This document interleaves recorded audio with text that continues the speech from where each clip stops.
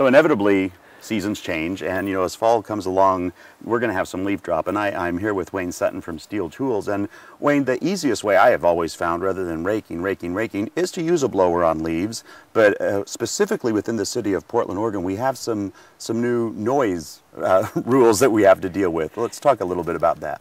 Yeah, they've passed a noise ordinance in Portland that requires blowers during the bulk of the year to be 65 dB or quieter. And that's really a lot quieter than most blowers tend to be. That's right, that's right. Most of them are well up over 70. And so the 65 dB rating, there's not many that can meet that standard, and these happen to be two of those that do. I was going to say, I bet Stihl could, though. That's right.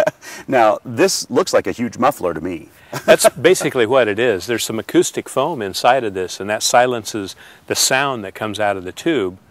The motor itself is a 4-cycle engine, so it's relatively quiet, but the fan actually creates quite a bit of sound. So the silencer cuts down that noise, and it reduces it to 65 dB, yet it still has a great deal of power. Wow. And so, you know, you could safely know within the city of Portland you could use this one and not having someone call and yelling at you. And if you did, you're safe because it's within that limit. That's right. They may call and yell. Yeah, that's true.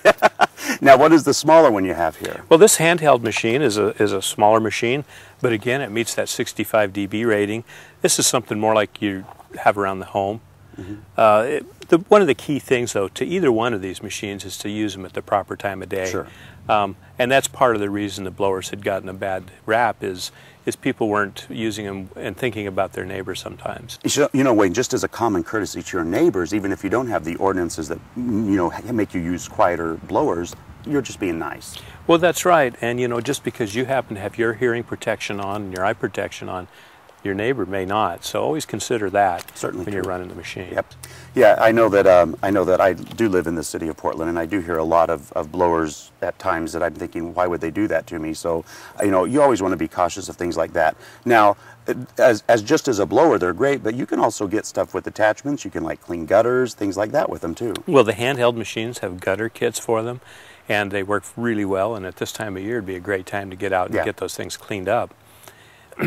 The backpacks, there's not a lot of attachments for those, but they do a wonderful job as a blower, and if you have a paved driveway or a lot of area to clean, it's absolutely the tool to use. It really is. Well, you know, certainly every city, you know, has different ordinances, so you'd want to check with your specific city to see what they say about it. But, you know, just as a common courtesy to your neighbors, I can't think of a better way to be thoughtful than to get a great blower from Stihl to make it a little quieter when you're doing that cleanup. For more information, you can go to gardentime.tv. We'll click you over to their website.